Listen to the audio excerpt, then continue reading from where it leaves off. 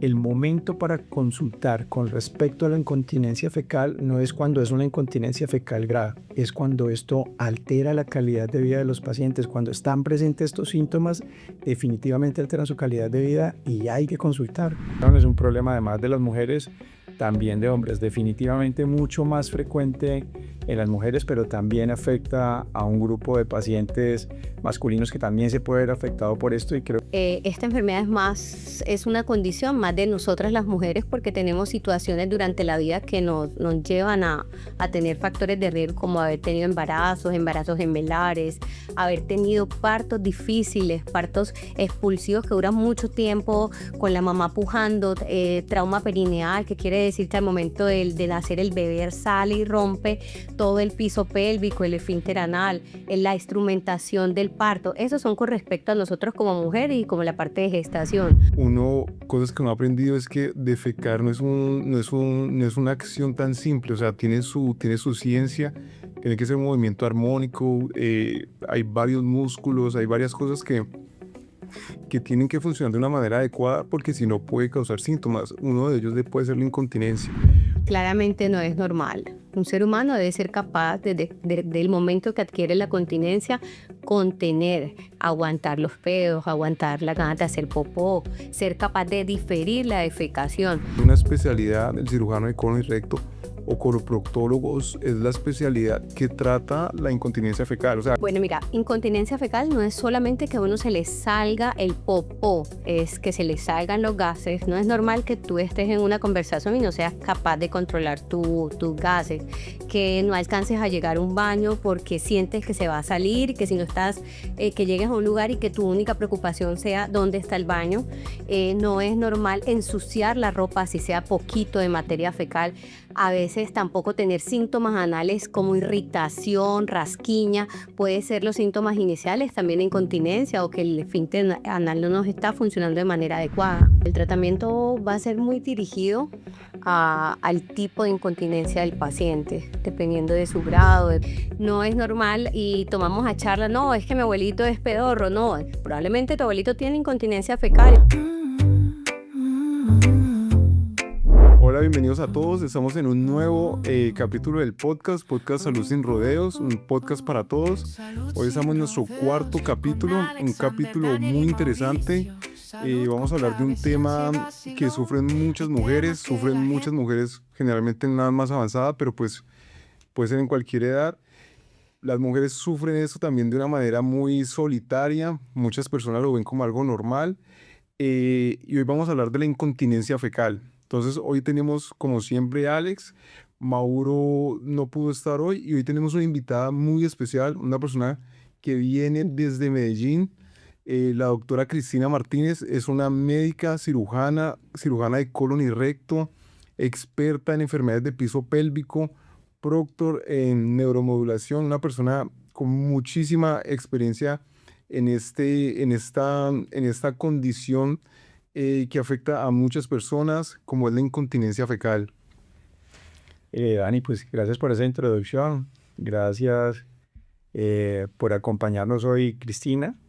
Además de todas las calificaciones que ya dio Daniela, Cristina es una gran amiga de toda la vida y pues doy fe de lo excelente profesional que es y de todo lo que tiene para compartirnos hoy en relación con este tema, que además de lo que decía Dani en su introducción, es un problema además de las mujeres, también de hombres, definitivamente mucho más frecuente en las mujeres, pero también afecta a un grupo de pacientes masculinos que también se puede ver afectado por esto, y creo que es uno de los mensajes que queremos dejar a través de este podcast y que de la mano de la experta también lo vamos a mencionar, y es que aunque es un problema que evidentemente puede generarle vergüenza a los pacientes y sentirse de pronto tímidos y con no esa intención inicial de ni siquiera consultar a los médicos, ahí no son los únicos con este problema, uno, y dos, que hay definitivamente muchas cosas por hacer. Soy Cristina, bienvenida y gracias por estar aquí con nosotros hoy. Ay, no, gracias a ustedes por la invitación, por todas las buenas cosas que dijeron de mí. Yo creo que es trabajar con el corazón para la gente, y esto que están haciendo es para la gente. Así que muchas gracias. Listo. Ya para comenzar aquí ya a lo que venimos, definir qué es la incontinencia fecal, porque yo creo que muchas personas, o lo que yo he visto en el consultorio, hay gente que no sabe ni qué, o sea, no le tienen como ese nombre incontinencia fecal. ¿Qué sería la incontinencia fecal? Bueno, mira, incontinencia fecal no es solamente que a uno se le salga el popó, es que se le salgan los gases. No es normal que tú estés en una conversación y no seas capaz de controlar tus gases, que no alcances a llegar a un baño porque sientes que se va a salir, que si no estás, que llegues a un lugar y que tu única preocupación sea dónde está el baño. No es normal ensuciar la ropa, si sea poquito de materia fecal.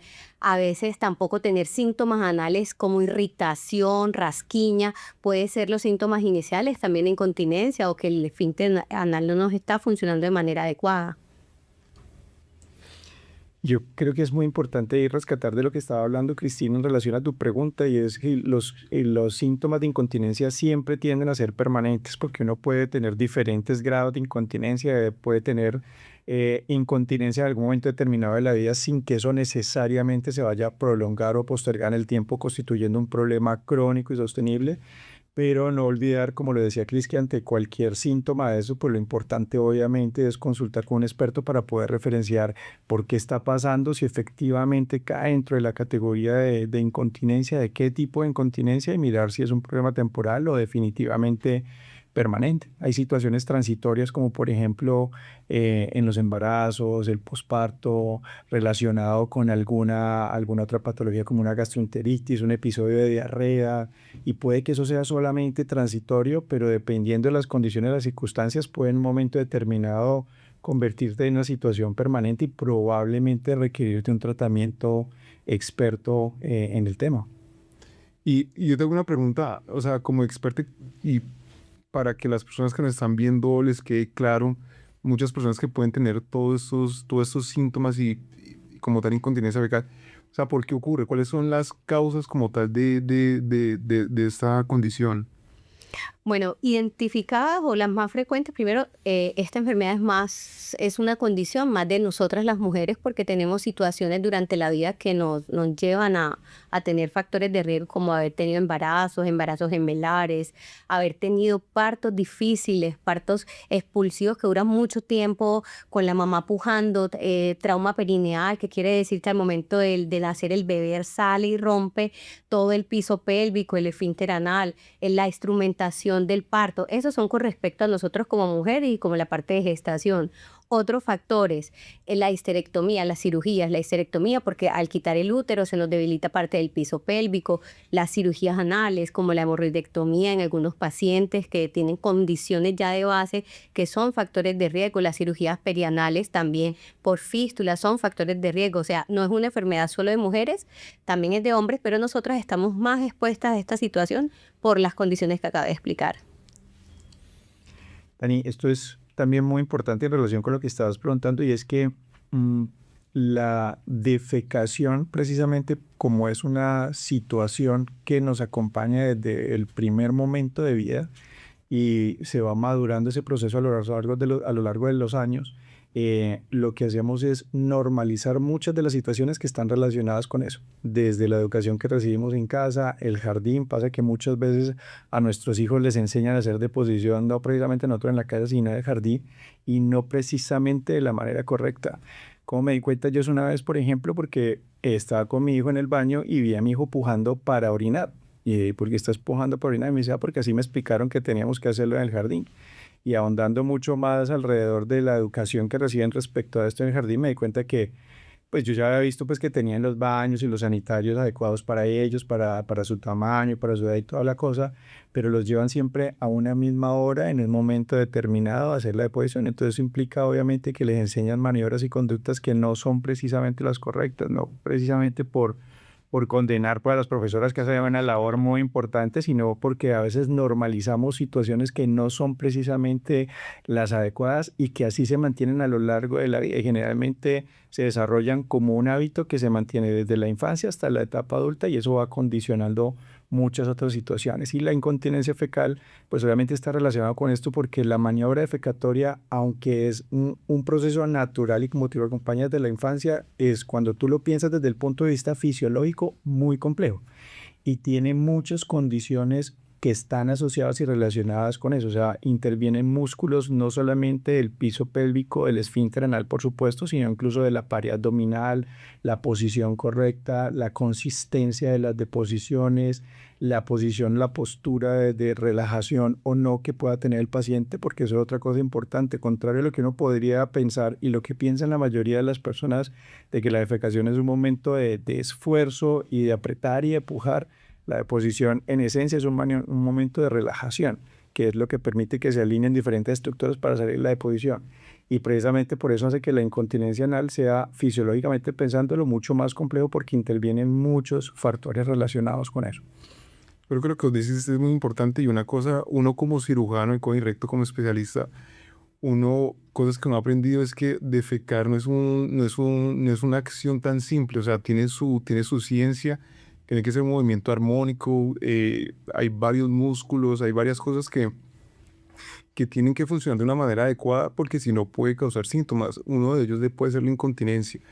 Otra cosa importante que dijiste, y que les quiero preguntar a ustedes, es en cuanto a normalizar. O sea, me han llegado muchos pacientes, de pronto pacientes de 80 años, que dicen: no, doctor, es que a mí se me salen los gases de vez en cuando, se me sale un poquito de popó, pero me han dicho que eso es normal. O sea, yo vengo acá es porque alguien me mandó donde el coloproctólogo. Muchos de ellos no saben que hay un médico especialista en incontinencia, pero te llegan y: no, doctor, es que llevo 10 años y me han dicho que es normal. O sea, ¿qué No, dicen de eso? claramente no es normal. Un ser humano debe ser capaz, del momento que adquiere la continencia, contener, aguantar los pedos, aguantar la ganas de hacer popó, ser capaz de diferir la defecación. No es normal y tomamos a charla: no, es que mi abuelito es pedorro. No, probablemente tu abuelito tiene incontinencia fecal y probablemente tu abuelito se está aislando y no quiere salir ya contigo el fin de semana porque no es capaz de diferir la defecación. Entonces no es normal tener escapes, no es normal tampoco las personas que van al baño y tienen que gastarse un rollo de papel higiénico después de defecar porque sigue saliendo materia fecal, a pesar de que lograron contener la deposición hasta el momento de ir. No es normal que tú y yo estemos aquí a la edad que tengamos y que se nos salga el popó. Eso no es normal y, ojo, es tan grave que es la principal causa de que hospitalicemos a los pacientes, que internemos a nuestros pacientes ancianos. O sea, es la principal causa de aislamiento del adulto mayor. Es la principal causa del adulto mayor de problemas también psiquiátricos, porque al aislarse pierden el entorno social y se van desconectando con la realidad. Entonces no es normal nada de esto. Yo creo que les debe pasar a los dos con frecuencia en la consulta. Yo creo que es algo que uno ve generalmente en la consulta, es que la mayoría de los pacientes y las pacientes consultan de forma tardía. O sea, siempre que uno empieza la consulta es: ¿cuánto tiempo llevas con este problema? Lo primero que yo siempre tengo muy particular en este tipo de consultas es que las pacientes usualmente se sienten como muy vulnerables. Y es un momento como de expresar esa vulnerabilidad, y es usual que lloren en ese primer momento de la consulta, porque como que encuentran después de mucho tiempo una persona que está escuchando acerca de ese problema puntualmente del cual no habían podido hablar, no habían podido compartir con nadie más, ni a veces ni con sus familias y a veces ni siquiera con otros profesionales de la salud. Yo no sé si les haya pasado eso, pero es usual ver siempre como ese primer instante con los pacientes. Mira qué tan lindo, Alex. Yo he atendido muchos mamás de médicos que piden la cita porque escucharon, pero llegan a la cita, dejan al hijo, al esposo médico afuera y me cuentan toda la tragedia. Es súper frecuente que inclusive, esas son las que ya van informadas, pero me ha pasado también que después de la primera cita empiezan a divagar hasta que yo les pregunto tácitamente: ¿cómo está tu defecación? ¿Te tienes que limpiar mucho? ¿Te tienes que gastar el papel higiénico? ¿Se te salen los gases? Y no me dicen nada hasta que yo les hago la pregunta de manera directa. ¿Y cómo lo logro identificar? Por los antecedentes, porque me siento y les pregunto si tuvieron partos difíciles, si están controlando, si se les está quemando mucho la cola durante el día. Y después inclusive muchas veces preguntarle de manera directa al final me dan la información. Esto pasa más con las pacientes mayores. Con las pacientes jóvenes es más fácil porque ya van directamente a pedir ayuda porque están desesperadas, están en una edad que les es fácil manifestar.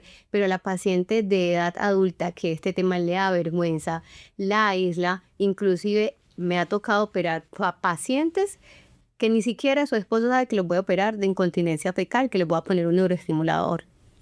Pero Liz, sabes que ahorita que lo mencionas, a mí algo que me parece en particular con las mujeres jóvenes, y es que probablemente la que llega a la consulta finalmente sí te habla como caracterizando un poco más el cuadro clínico, explicándote muy bien lo que siente, el problema que tiene, pero al mismo tiempo siento yo que hay muchas mujeres jóvenes con el problema que finalmente no se atreven a ir a la consulta o porque lo minimizan o porque definitivamente la vergüenza que puede generarles el problema impide que vayan o accedan a esta consulta. Y ahí me hay algo ahí que me parece un mensaje muy importante para los pacientes, y es que el momento para consultar con respecto a la incontinencia fecal no es cuando es una incontinencia fecal grave, es cuando esto altera la calidad de vida de los pacientes. Cuando están presentes estos síntomas, definitivamente alteran su calidad de vida y hay que consultar, porque es una situación compleja desde cualquier punto de vista que lo mires, y probablemente hoy en día tenemos más alternativas y soluciones para poder ayudar a cada uno de los pacientes en las diferentes dimensiones que puedan tener este problema. Yo creo que eso que decís es muy importante y tienen que quedar, o sea, uno tiene que enfatizar mucho en eso, que para consultar es desde cualquier momento. O sea, se me salió un pedo sin querer, se me salió, tengo que tener el baño cerca porque si no pues, me hago popó en el pantalón. O sea, desde cualquier síntoma hay que consultar. O sea, hay que consultar y también que quede muy claro, porque lo veo mucho en los pacientes, hay una especialidad, el cirujano de colon y recto o coloproctólogos, es la especialidad que trata la incontinencia fecal. O sea, uno de de los especialistas que se enfoca como tal en la incontinencia fecal. Otra cosa que les iba a decir que lo veo también muy normal son las pacientes que llegan a la consulta, no sé, llegan por una colonoscopia, por algo diferente. Y lo que dice, preguntarle directamente, no sé, uno ve una paciente, no sé, 80 años que tiene de pronto factores de riesgo para tener esa incontinencia fecal. Se le pregunta directamente y me ha pasado, uno que ya está como más envuelto en eso, uno pregunta, porque hay médicos que no preguntan y no es el área de ellos, pero uno como coloproctólogo pregunta y la paciente me dice, ah, sí, doctor, eso me pasa. Y con el familiar al lado, la hija, y dice, mamá, ¿y por qué nunca me dijiste? Ah, no, porque pues yo pensé que era normal. O sea, también hace parte de uno, para uno es más normal porque uno es coloproctólogo y uno ve eso y uno pregunta. Pero ¿qué dice? O sea, hay que preguntar y preguntar de manera directa. O sea, muchas veces hasta preguntar, se le escapa tal cosa porque tiene incontinencia fecal. No, doctor. Ah, pero se le escapa. Ah, no, sí, doctor. Entonces son cosas como que uno tiene que estar como más consciente de eso. Y también hace parte este podcast de eso, o sea, que la gente que nos está viendo sepa que no es normal y que hay médicos que están especializados en esa área.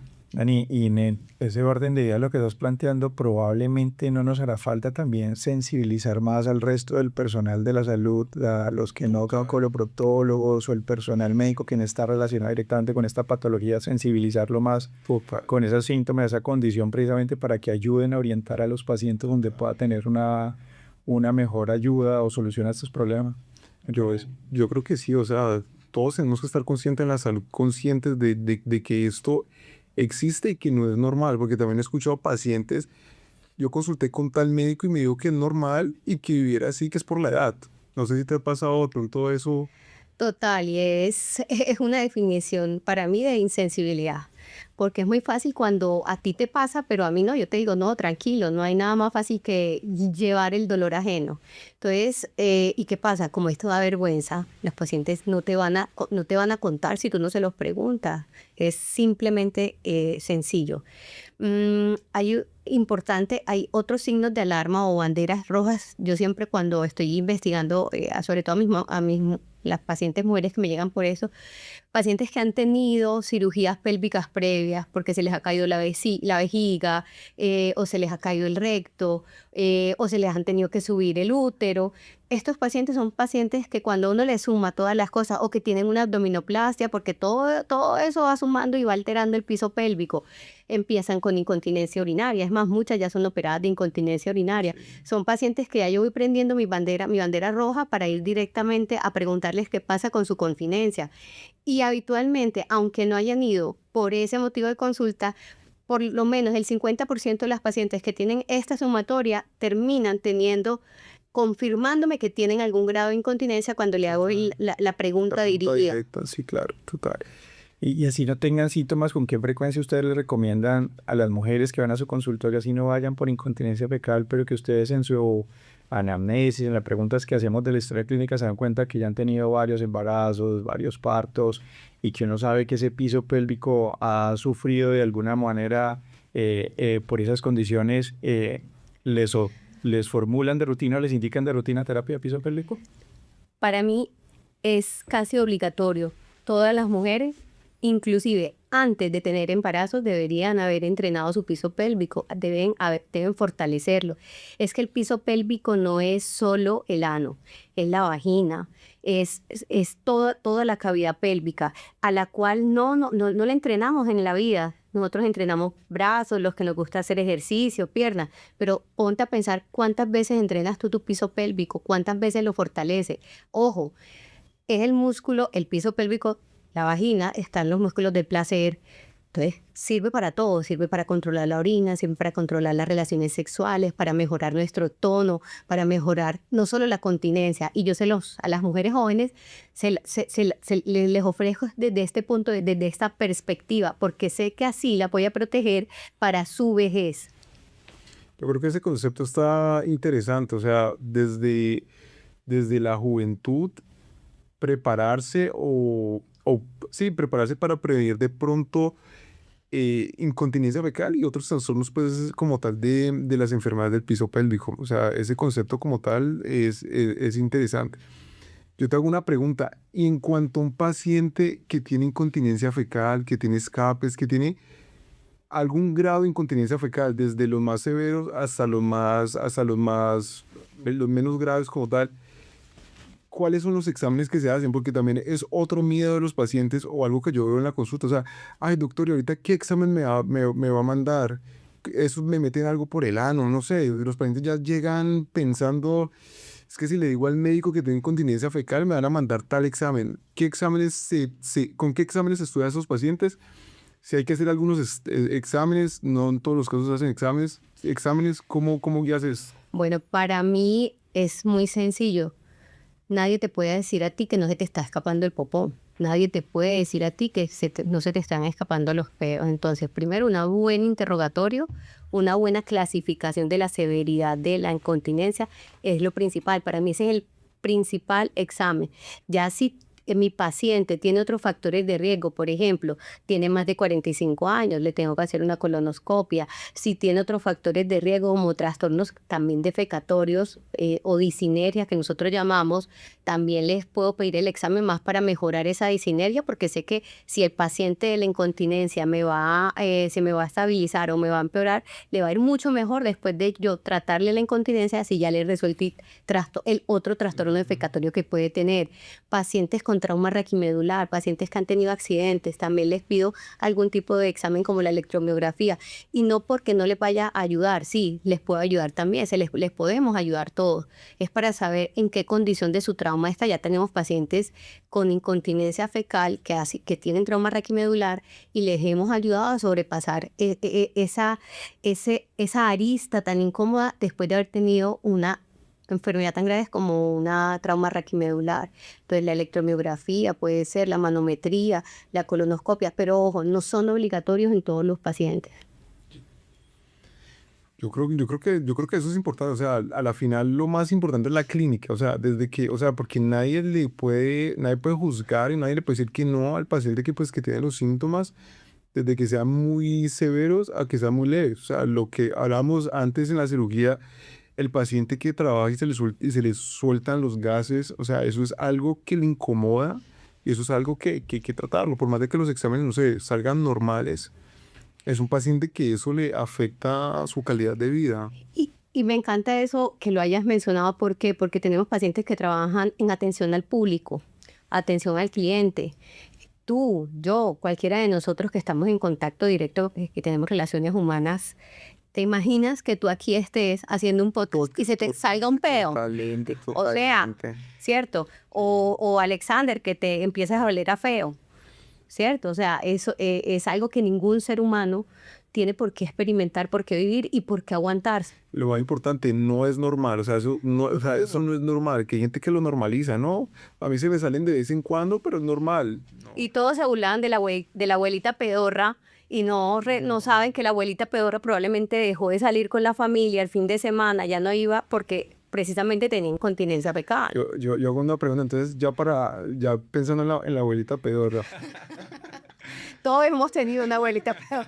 ¿la abuelita pedorra tiene tratamiento? O sea, ¿se puede tratar a la abuelita? Claro. Yo creo que mientras tengamos vida y seamos conscientes que estamos viviendo, tenemos que tener calidad de vida. Todos los seres humanos, independiente de la raza, la edad, el sexo.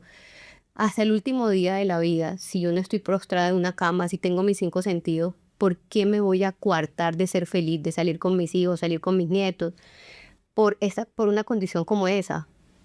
Total, total. Yo estoy completamente de acuerdo con la respuesta. Lo que me gustaría complementar ahí es simplemente que obviamente la abuelita pedorra puede tener diferentes rangos de edad, diferentes condiciones relacionadas con su salud y obviamente eso puede obligar a priorizar otras condiciones u otras situaciones. Pero yo creo que Cris es muy clara en su respuesta. O sea, de acuerdo a la condición en la que esté la abuelita, uno sí puede priorizar y seguir preocupándose justamente por un tema tan relevante como la incontinencia anal, porque esto puede afectar diferentes esferas de la salud de esa paciente y no solamente la física, sino también la emocional. Toca. Y nuestra cultura puede diferenciarse a otras culturas de otros países que los abuelitos viven muchos más años con nosotros, están mucho más tiempo con nosotros, diferente a otros países, por ejemplo, desde que a edades muy tempranas los pueden llevar a institutos o a centros de atención especializados para los ancianos. Nosotros probablemente por eso, por un tema cultural, de cercanía, de los núcleos familiares que manejamos, nosotros siempre queremos tener a nuestros abuelitos toda la vida y en las mejores condiciones posibles para que puedan seguir disfrutando con nosotros en todo el entorno familiar. O sea, me parece súper importante eso. Y yo creo que importante es lo que ustedes dicen, o sea, el foco es en la calidad de vida. O sea, nosotros ahorita como médicos, ya el foco en cuanto, no solo incontinencia fecal, sino en otros tipos de enfermedades, es mejorar la calidad de vida. O sea, muchas veces hasta ni tratar la enfermedad totalmente, pero sí mejorar al máximo la calidad de vida pues, del paciente. Yo creo que eso es importante y yo siempre se lo digo a los pacientes en la consulta. Digo, probablemente no logremos llevar a ese nivel de continencia al que estaba hace muchos años, antes de los embarazos, antes de los partos, antes de la X condición que pudo haber causado la situación de incontinencia, pero sí vamos a impactar significativamente en la calidad del paciente, disminuyendo de una forma importante los síntomas, porque eso es variable de paciente a paciente, de acuerdo a su condición, a lo que haya ocasionado el problema. Pero uno sí logra impactar en un grado de porcentaje diferente, pero logra impactarlo al punto que el paciente lo siente y lo referencia de forma positiva. Total. Y en cuanto, les hago una pregunta, en cuanto al tratamiento, también preguntas de pacientes, el tratamiento, o sea, ¿qué tipo de tratamiento hay? ¿Es siempre hay que hacer cirugía? ¿No hay que hacer cirugía?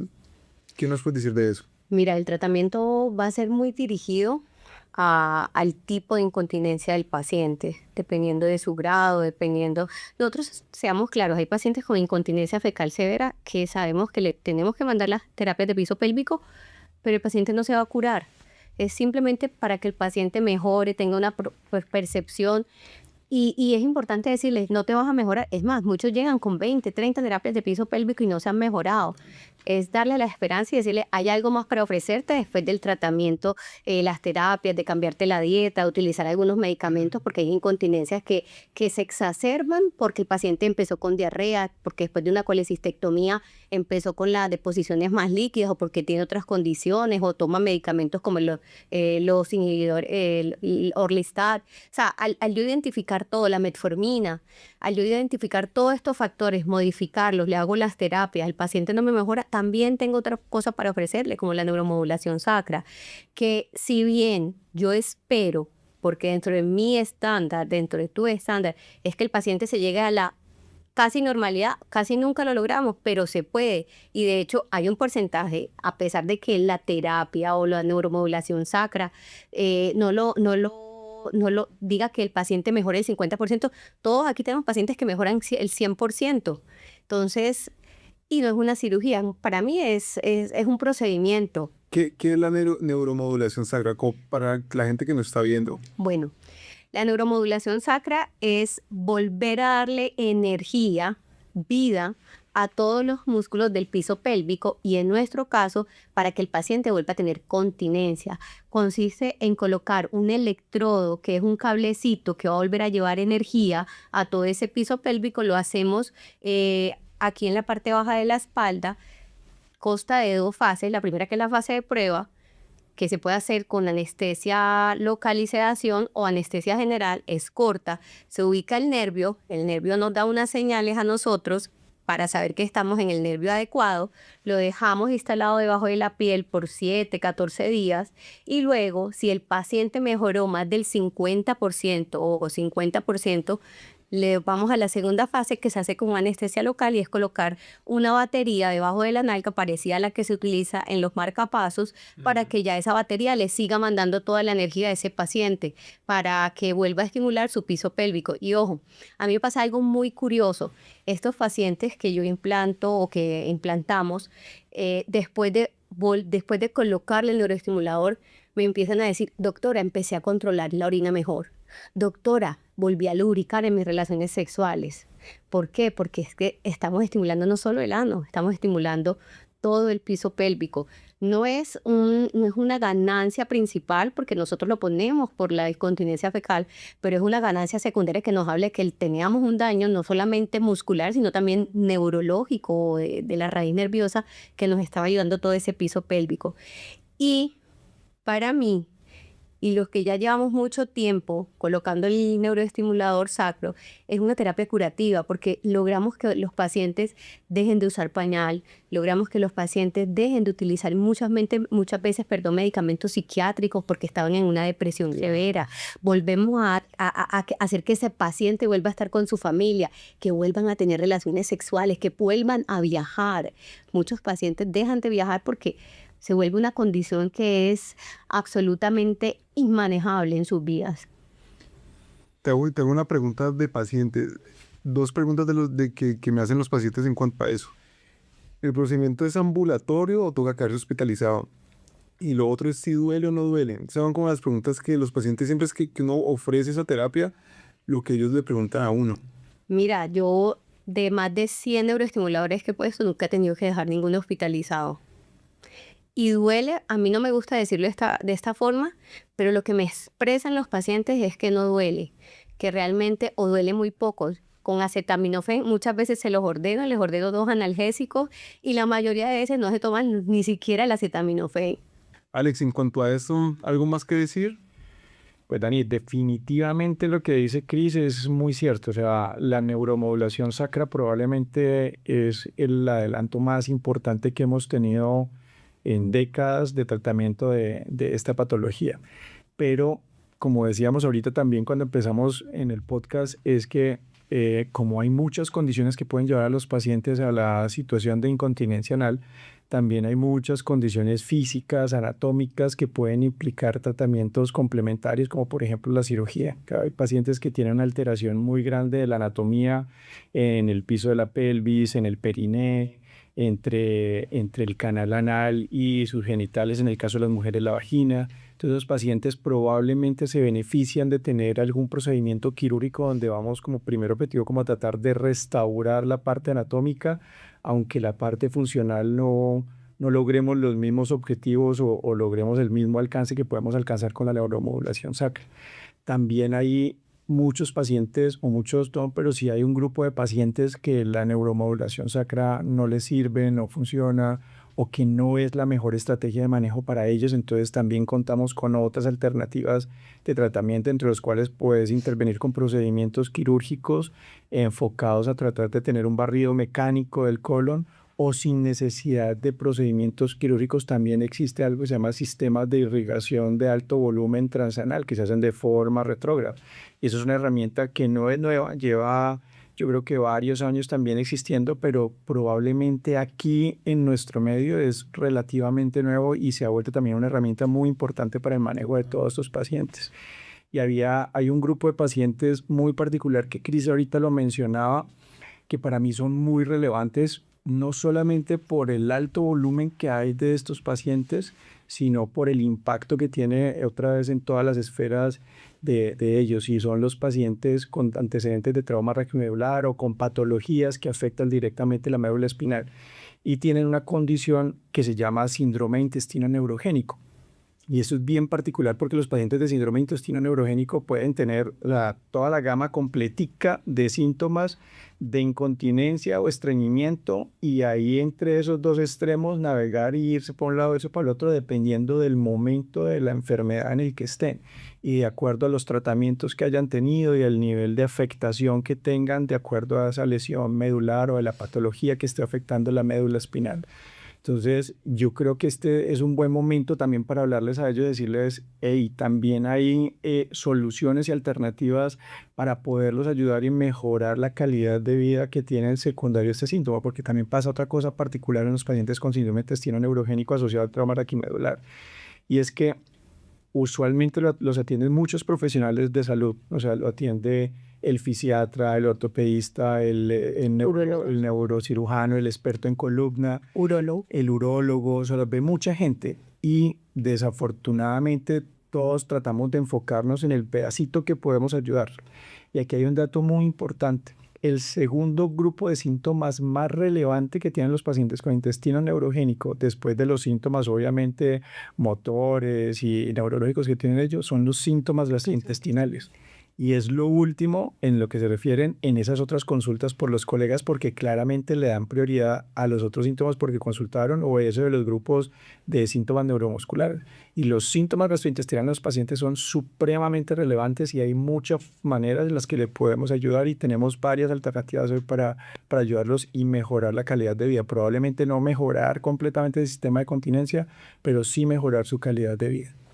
Yo creo que al final es eso, o sea, dentro de toda la patología, la gravedad, lo que insistimos, o sea, en pacientes con incontinencia el foco es la calidad de vida del paciente, o sea, eso es lo que uno como médico le puede ofrecer al paciente, ya sea quirúrgico, clínico, coroproductólogo, urólogo, o sea, es la calidad de vida del paciente que con incontinencia, o sea, inevitablemente afecta su calidad de vida.